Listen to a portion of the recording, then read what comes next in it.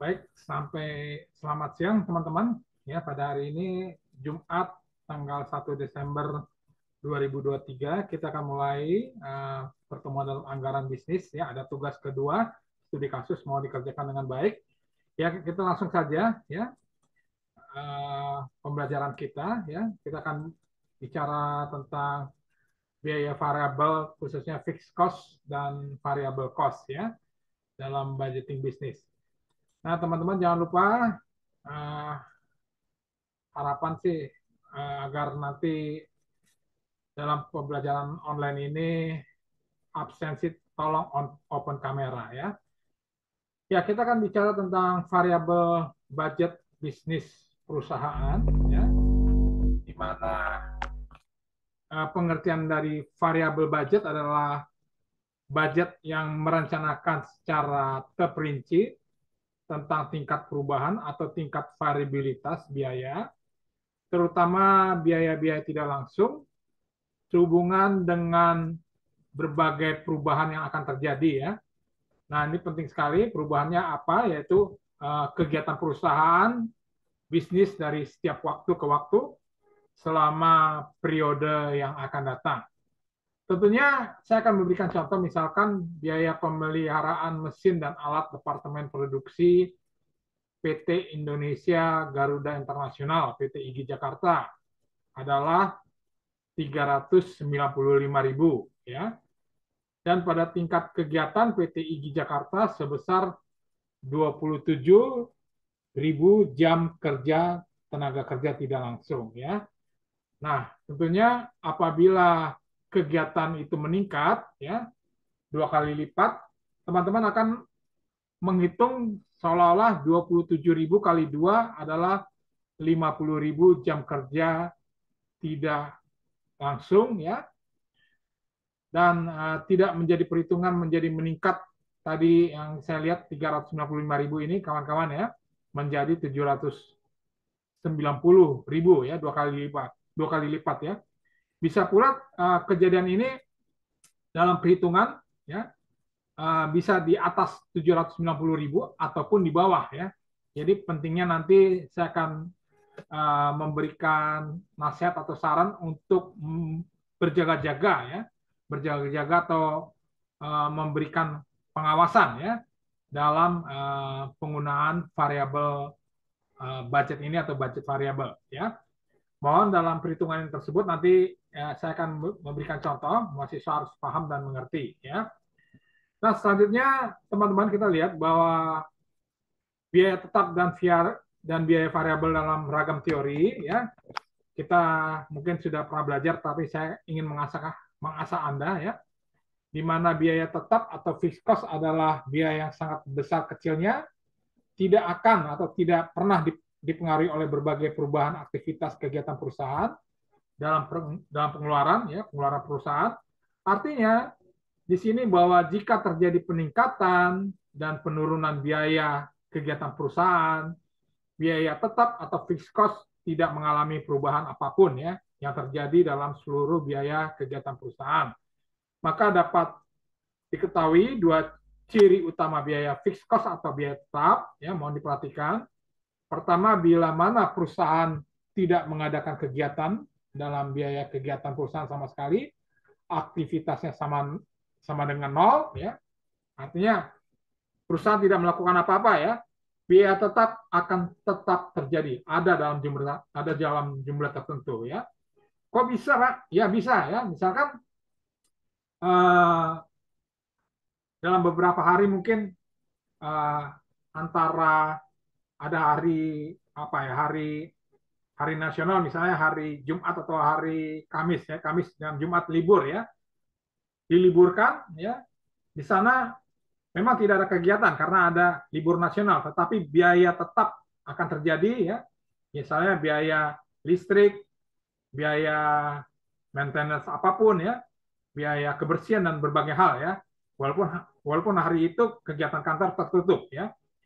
Kedua, bila mana perusahaan meningkat dan menurunkan biaya kegiatan perusahaan, biaya tetap dalam jumlah tertentu tidak akan berubah ya teman-teman ya. Jadi teman-teman ingin misalkan biaya perusahaan untuk meningkat atau menurunkan biaya kegiatan perusahaan, dia tetap konsisten, tetap harus dibayarkan dan tidak berubah ya. Contohnya apa yang tidak berubah ya? Biaya listrik, ya, biaya gaji karyawan tetap ya. Karyawan tetap misalnya security, keamanan Anda tentu harus dibayar ya. Walaupun Anda mengurangi biaya-biaya apapun ya, tetap akan terjadi biaya yang lain dan tidak akan terjadi perubahan ya. Tentunya terakhir dengan kedua ciri tersebut maka digambarkan dalam bentuk grafik sebagai berikut ya. Perhatikan teman-teman ya. Ini B ini biaya tetap yang harus dikeluarkan ya, misalnya 10 ya. Nah, tentunya kalau kegiatannya kecil A1 biaya Rp10 ini akan tetap keluar teman-teman ya. Karena tetap ya. Misalnya biaya gaji, biaya listrik ya, lalu biaya keamanan, biaya kebersihan ya dalam perusahaan Anda ya. Lalu misalkan Anda kegiatannya A2 ya. Misalkan hanya 3 hari kerja ya. Biaya tetap Rp10 akan Anda harus bayar ya. Lalu berikutnya A3 biayanya adalah 7,5 ya. Kegiatannya ya, tetapi Anda tetap juga membayar biaya tetap Rp10 ya. Lalu berikutnya misalnya A4 kegiatannya adalah Rp10, biaya tetap adalah Rp10. Maka kuncinya saya ingatkan lagi ya, makin banyak kegiatan atau makin banyak produksi ya, maka nilai hasil ya yang dihasilkan ya, hasil produksi itu akan menurun ya. Tetapi kalau kegiatan Anda terlalu dikit atau produksi terlalu dikit ya, hasil output atau produk yang dihasilkan nilainya terlalu besar ya teman-teman ya. Sehingga bisa kita lihat gambarnya ya. Ini kegiatan A1, A2, A3, A4, A5 dan seterusnya. Kalau A1 terlalu kecil kegiatan atau produktivitasnya terlalu kecil, maka biaya tetapnya akan besar ya. Maka di sini harus kegiatan atau produktivitasnya harus lebih tinggi sehingga bisa seimbang dengan biaya tetap atau fixed cost ya. Gambar biaya tetap fixed cost jumlahnya selalu sama, ingat. Maka pada tingkat kegiatan aktivitas perusahaan rendah, sekali lagi mengakibatkan biaya tetap rata-rata per unit aktivitas yang dihasilkan semakin besar. Apabila aktivitas perusahaan semakin tinggi akan mengakibatkan biaya tetap rata-rata per unit aktivitas semakin rendah ya. Ini kuncinya kawan-kawan ya. Nah, selanjutnya bisa digambarkan dalam bentuk gambar grafik ya, dia tetap rata-rata per unit tersebut akan terlihat sebagai berikut ya, mohon diperhatikan ya. Nah, ini lihat ya. Artinya kalau biaya tetap akan turun ya, artinya aktivitas akan tinggi ya. Tetapi kalau aktivitasnya terlalu rendah atau produksinya terlalu rendah ya, biaya tetapnya akan terlalu tinggi ya. Nah, lihat ya, A1 ya, B1-nya ya, ini rupiahnya ya, tinggi, lalu A2, B2-nya sedikit turun, ya, A3 ke B3 lebih turun lagi, ya, A10 ya, taruhlah A10, B-nya rendah lagi, B10 ya, jadi terlihat ya, teman-teman ya, antara rupiah dengan aktivitas dan biaya tetap ya. Lalu berikutnya kedua kita lihat biaya variabel atau variable cost adalah biaya yang besar kecilnya dipengaruhi oleh perubahan kegiatan perusahaan. Ini artinya jika terjadi peningkatan aktivitas perusahaan maka jumlah biaya variabel akan meningkat. Sebaliknya penurunan kegiatan perusahaan maka jumlah biaya variabel akan menurun ya. Bisa kita lihat ciri-ciri utamanya nanti dibaca lagi ya. Bila mana perusahaan tidak mengadakan kegiatan produktivitas pabrik sama sekali nol, biaya juga tidak ada, artinya nol ya. Jadi beda ya variabel dengan fixed cost ya. Kalau variabel kegiatannya tidak ada, ya, artinya biaya pun tidak akan terjadi ya karena tidak ada kegiatan ya, teman-teman ya. Oke. Lalu berikutnya, bila mana perusahaan meningkatkan aktivitas, ya, aktivitas tinggi, maka jumlah biaya yang dikeluarkan dalam variabel akan mengalami peningkatan. Sedangkan bila mana perusahaan menurunkan ya kegiatan perusahaannya atau produksi industrinya, maka jumlah biaya akan mengalami penurunan pula ya. Jadi terlihat antara biaya tetap dan biaya variabel ya. Selanjutnya kita lihat teman-teman bentuk-bentuk biaya variabel ya. Ini bisa kita lihat ada 3 macam ya. Saya nggak usah kasih nggak usah kasih teorinya, saya langsung contohnya ya. Bisa kita lihat biaya variabel proporsional ya. Bisa kita lihat ya, aktivitas 10.000 jam kerja tenaga kerja langsung ya. Ada 20.000, ada 30.000, ada 40.000, ada 50.000, 60.000 ya.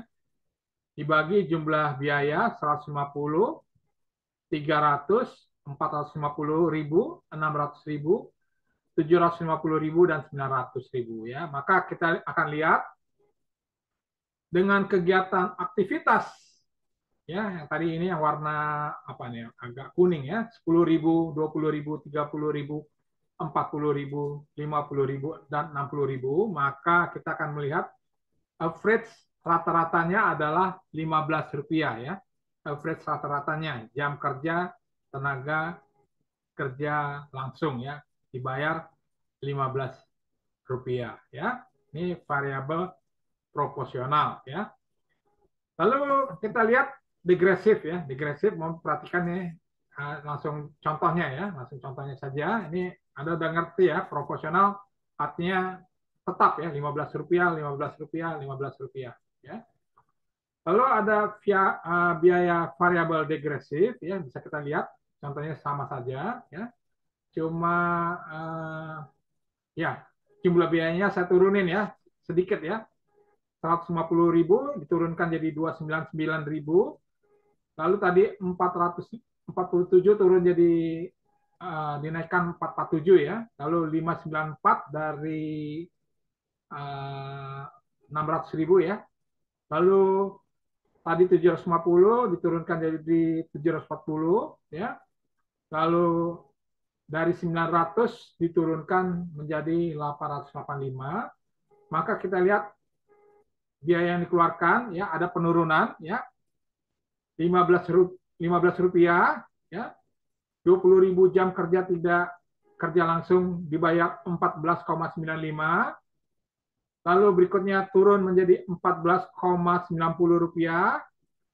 turun kembali menjadi 14,85, turun kembali menjadi 14,80, turun kembali menjadi 14,75 ya. Ini contoh biaya variabel degresif ya.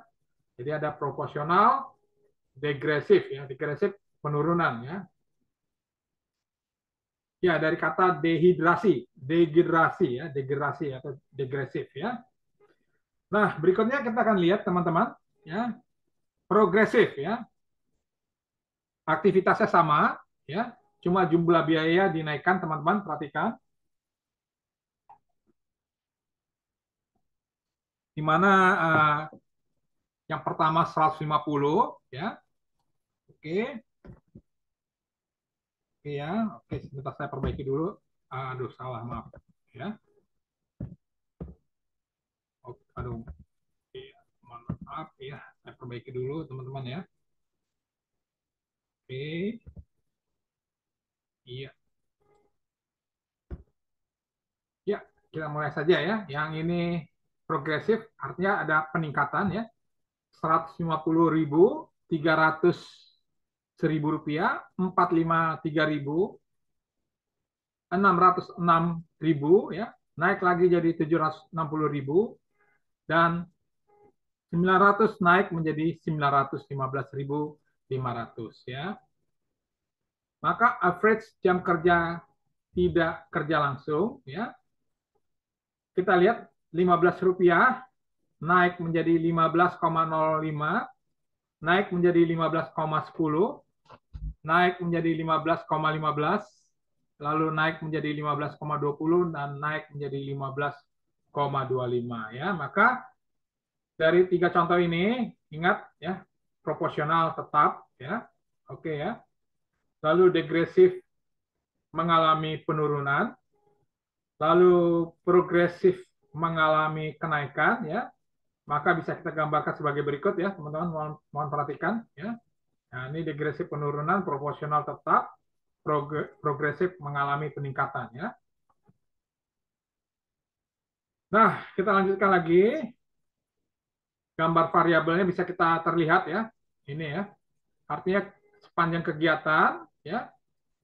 Kalau progresif akan terjadi peningkatan biaya ya, rupiah per unit. Lalu proporsional biayanya yang terjadi adalah tetap ya, sudah tetap Rp15, Rp15. Lalu degresif ada penurunan jadi Rp15, 14,5 ya, 14,30 ya, turun ke bawah ya. Kalau Anda bertanya mana yang lebih cocok ya, itu tergantung kebijakan perusahaan ya. Kebanyakan perusahaan ingin untuk biaya variabel diharapkan proporsional ya, ataupun kalau bisa degresif ya. Tapi terlalu degresif atau menurun tidak mungkin ya. Pasti akan terjadi biaya variabel akan terjadi kenaikan ya, progresif ya, setiap tahun ke tahun berikutnya ya. Nah, faktor yang mempengaruhi variabel budget, nah ini sudah saya kuningkan ya, untuk mengingatkan Anda, untuk melakukan penaksiran secara akurat diperlukan data, informasi, dan pengalaman Anda dalam bidang manajemen keuangan ya.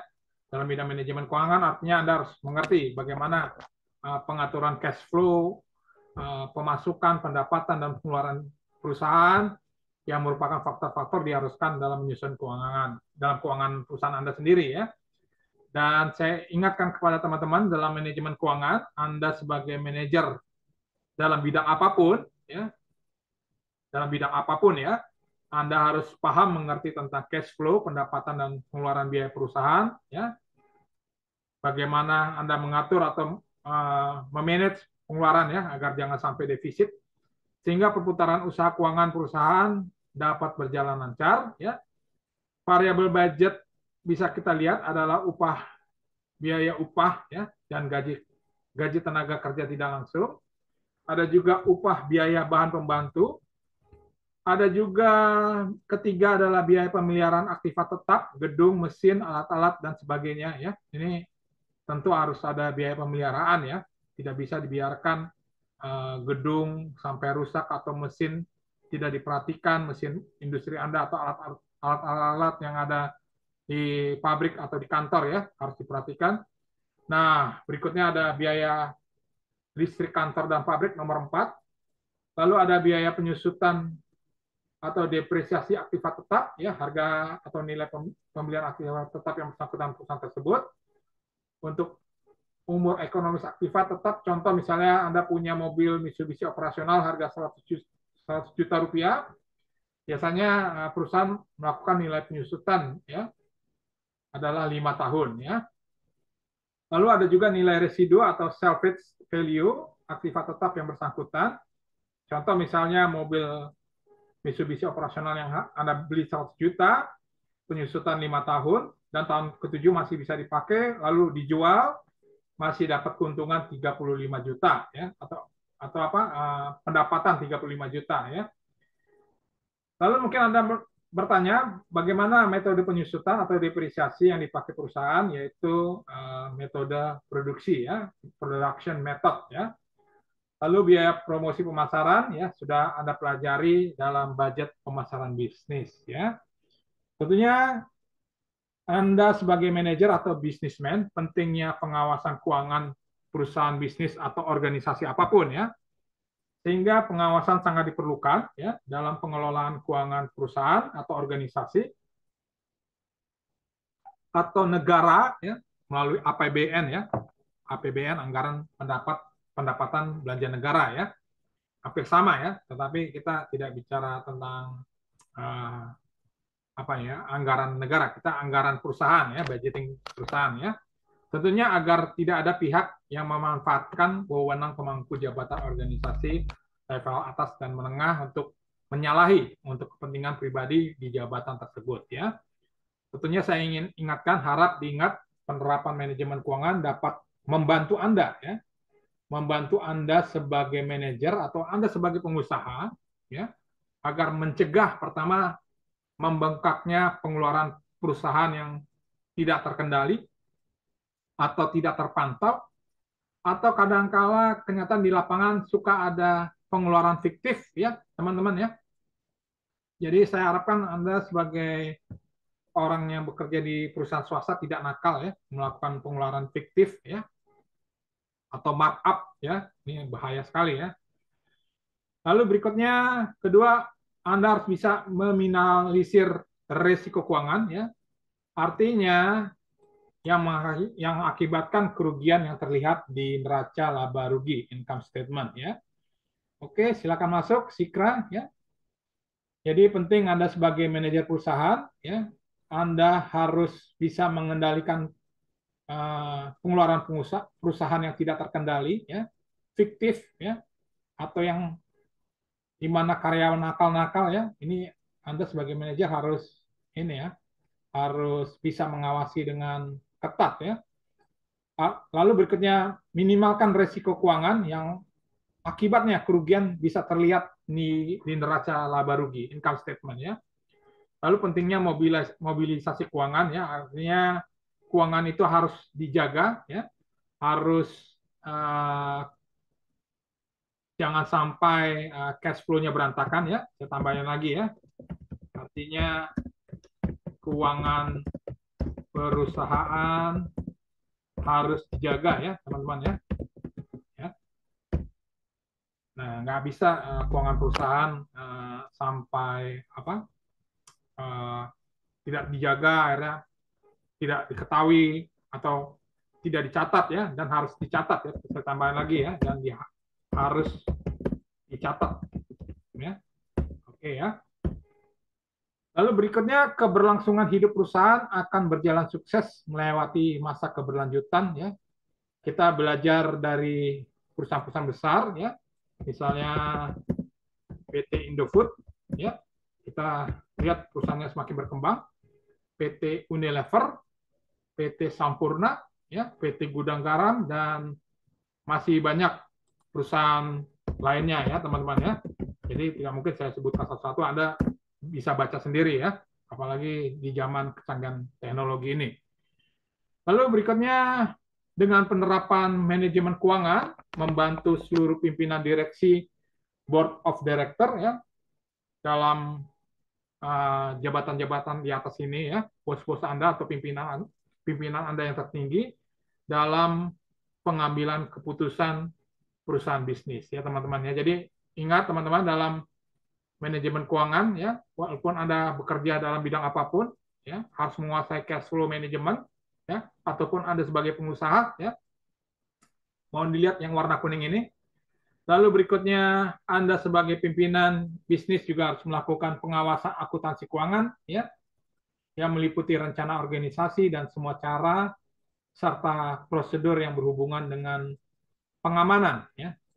Artinya harta perusahaan perlu diamankan ya. Diamankan artinya tadi yang saya katakan perlu dijaga, diawasi ya, yaitu aset dan modal ya, aset kekayaan perusahaan Anda dan modal perusahaan Anda ya, khususnya dalam perusahaan bisnis, serta dapat dipercaya laporan keuangan dari manajer akuntansi keuangan ya. Jadi teman-teman ya, Anda menempatkan pimpinan atau jabatan tertentu seperti manajer keuangan, akuntansi keuangan ya, Anda juga harus mengecek ya bahwa laporan keuangan dari manajer akuntansi keuangan adalah dapat dipercaya ya. Lalu berikutnya, studi kasus tugas kedua setelah UTS ya, yang pertama ya. Nah, kita pada minggu ini telah mempelajari variabel budget perusahaan bisnis ya hari ini dan pengawasan keuangan dalam perusahaan swasta. Tentunya agar perusahaan dapat berjalan berkesinambungan ya dan berkelanjutan ya, tentunya dibutuhkan kepercayaan kepada pribadi yang akan menempati posisi penting dalam pengawasan manajemen keuangan perusahaan ya.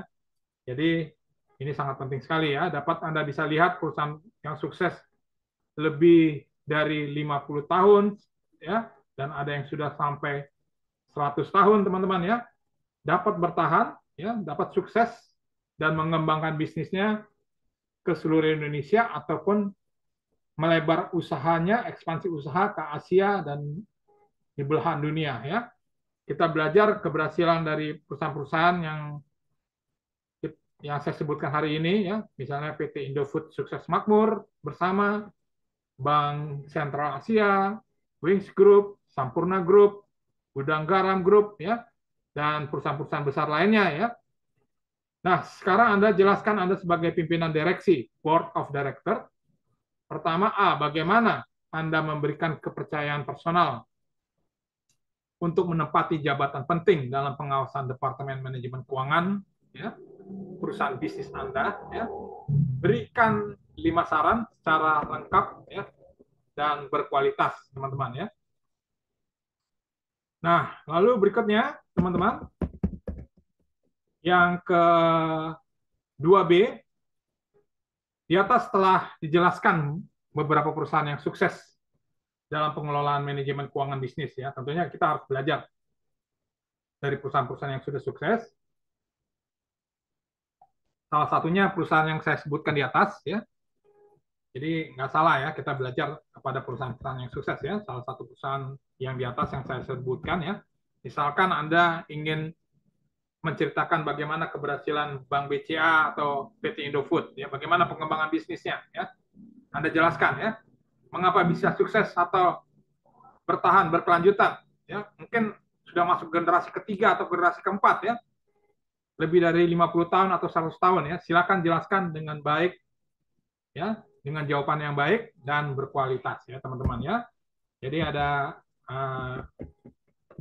studi kasus ini ya dengan baik dan berkualitas ya. Lalu berikutnya pelajari lagi dan akan mungkin beberapa akan keluar dalam ujian akhir semester ya, UAS ya. Semoga kita sukses. Jangan lupa kirimkan tugas Anda lewat email tersebut tepat waktu ya. Terima kasih teman-teman ya. Jadi teman-teman, hari ini ada tugas studi kasus kedua ya, mohon dikirim ke email. Lalu saya juga ingatkan Anda sebagai pimpinan bisnis bagaimana Anda meliputi rencana organisasi semua cara serta prosedur yang berhubungan dengan pengamanan harta milik perusahaan Anda, aset dan modal, dan Anda harus bisa membaca laporan keuangan, yang dimana laporan keuangan ini harus dapat dipercaya ya. Lalu pentingnya Anda dalam manajemen keuangan, Anda sebagai manajer atau pengusaha ya, beberapa saran yang saya berikan hari ini agar pengeluaran perusahaan tidak terkendali, ya, mencegah ya, artinya mencegah